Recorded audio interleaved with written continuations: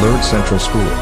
Gearing up our education apostolate through moral and spiritual values, and making it life-enhancing especially for the poor and marginalized. Teachers, my dear students. In fact, I am attending this kind of solemn function for the first time in my life. I have not been to such kind of thing. Been to schools, spoken many motivational talks, especially when you get selected into civil services and you keep on talking. And you talk with many students, especially talking with students is a special occasion. Because sitting over there, they are very curious what happens outside in the world. You are sitting there, you read it in newspaper, you see it around. Some person is like very successful, some sportsman, film stars, businessmen, officers, different kind of people around you who have done good in their lives, apparently. And you would like to emulate them. Just sitting over here, there is one more question, sir. Every year, exam results come, there will be toppers, and we have to emulate those things. Then the toppers will decide, they give interviews, what they want to do. Most majority will say, I want to be some engineer, doctor. Maybe typical list of professions are there. They'll point out. And that trend keeps on going. I can relate this to myself. When I was in 10th, that time we used to have this merit list in Maharashtra. Now they have abolished it. That time we used to have, I was in merit list. So someone asked, what do you want to do? I want to be an engineer. In 12th I was Pune divisional topper. So they asked, what do you want to do? That time I don't know. I just said I want to be an IAS officer. I did not know what it means. But I said, because that was the trending thing everyone was saying, so what would you like to study? I want to do computer engineering. Okay, I got admission also. I did my engineering. After doing BE, then I got a job. So 3 years I worked. Then suddenly one fine day, when I was in Bangalore, I worked as software engineer in Bangalore. There happens bomb blast time. Chinnaswamy Stadium, my office was near Chinnaswamy Stadium. It's a small bomb went off somewhere near our office. So we all of us went. We were looking around. This looks interesting. Some people are coming, collecting evidence. Discussion is happening. Something serious, real life situation. We should get into this. If you want to do that, then you have to join government service. Okay, that's how started a journey. I started preparing for civil services. Now, before getting into IPS, I have been to 2 more services. I've appeared total 6 times for this exam. All of 6 interviews I appeared. I was selected twice. Once I worked with Ministry of Commerce, Foreign Trade. Then I was at IRS, Revenue Service. And my next attempt I got into IPS. So I settled for IPS because it's real, you get to interact with people. Now, 3 times, I got selected 3 times for UP. Why I am learning this story? I don't think this is the story of many officers around us. We see a person, but what we don't see is a journey. So believe me, I sitting over there when I was of your age, maybe 22 years back, I sitting over there. You see a person, you get motivated. What you don't see is the journey. How that person came there. And that journey is interesting. And journey is what will make you a good human being, a good person, a good citizen. Now, what I meant by that, okay, because these are all heavy words, I was going through all your oath taking ceremony. Many heavy words are there. Integrity, conviction, courage. Do we really understand those? That is question number 1. So I'll keep it very simple. Let's not get into too much of details. One thing which school will teach you, the basic trait, what you should inculcate as a person, is discipline. Discipline is not scheduled. So 7 o'clock, 11 o'clock, you have to stand for prayer, then go for some class, 1, 2, 3 classes will get over, then bell will be there, school will you go home, you will attend some classes. This is scheduled. That is not discipline. Can anyone tell what discipline, what you understand by discipline? I don't want this to be a preaching session, sir. because preachings can be boring. Anyone? What do you understand by discipline? Or comparers maybe? Don't be shy. The students now. If someone wants to tell what is discipline.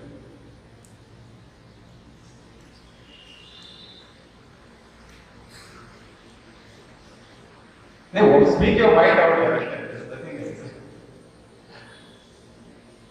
Okay, I'll put it in simple way. In school context, what happens in Indian scenario, examinations are stressed. So we think of discipline only geared towards examination. You have to study, you have to work hard, all this. You take the example of sportsman. So one of my officers, the device, his daughter, she is 11 years old. She is having national ranking in squash. So he was telling her lifestyle. She'll go to bed at 9 o'clock. She'll get up at 4 p.m., 4 a.m. early in the morning. Then there is our exercise routine. Then number of hours you have to put in for practice. Then after all that effort, she's doing her studies also. But from within it comes. My officer says, we are not forcing her. She is just so driven by it. She is doing it by herself. Now she is a sportsman. So if you want to excel as a sportsman, that kind of routine you have to maintain. So there needs a discipline, where you have to daily exercise, daily practice, put in that effort. Then only you will excel as a sportsman. So discipline comes to that inner motivation first. That is what I want to tell you. Point number one. You take sportsman, perfect sportsman. If you want to, I saw they were playing violin. Take any musical instrument. Do you think it will come just in one day? You want one day you decide I want to learn musical instrument and you start playing it very fluently? No. It will take years of investment of time, riyaz, practice, then it will come. Same applies to studies also. If you want to crack an exam, that examination will have a syllabus. You have to prepare for it. It needs planning on your part, inner motivation. So do you have that? So what I want to propose here, let's not restrict ourselves to one particular exam or one particular target. Things change. My own interests have changed over a period of time. I have kept on pursuing them. The only thing what we should focus on is decide what you want to do, what do you really want to do. And once you decide you want to do, pursue it. Pursue it non-stop. So that one thing, sir. So discipline, I understand this much. I have been for IPS training. Believe me, it is one of the toughest training. They make you get up at 4 a.m. every day, followed by PT, some physical exercises, then full day of classroom. Then again evening you have sports or something else. So they are get busy. You will get up at 4, sleep at 10. You don't know what happens in between. You are just running around. But there one concept was there, sir. Now I'll come to leadership. We were divided in squads. So there were like 18 officers with me. We are part of a squad. And one person will be made squad head for every day. That is by rotation. Now if someone makes a mistake, the entire squad gets punished. If someone is coming late for any activity, the entire squad gets punished. So what happens after some time, that group feeling develops. If I come late, everyone is getting punished, so I should be on time. I should not commit mistake. That leadership role also changes. Every day, the person who is reporting the squad changes. So everyone has to be in that position sometime. So why I am saying this, now some of you have taken up some roles. So many of you are watching. So don't think that you have nothing to do. You are also part of the same team. So to be a good leader, you have to be a good team player. You have to be a good team player. You have to understand what team wants, what your present role wants. Can you give feedback? Now you have, for example, you have a sports minister. Can you tell that sports minister what is your needs, requirements? Can you articulate that? Then only it makes sense. Sports minister cannot be one-way traffic. It has to come from everyone. So to be a good leader, point number one, you have to be a follower also. You can't say that suddenly I am going to be what do you say, sir? We'll take simple example. Cricket we understand. Now, Sachin Tendulkar must have seen someone batting ever. So, some movie had come which Sachin Tendulkar watched Sunil Gavaskar playing 1983, 84, India won Cricket World Cup, 83. So, Sachin saw Sunil Gavaskar playing. Sunil Gavaskar must have seen someone else playing. You have to follow someone. Even Sachin had a coach. You have to follow someone. So, to be a leader, you have to follow someone. Now, whom we follow, that is the question. Whom we follow and what we follow.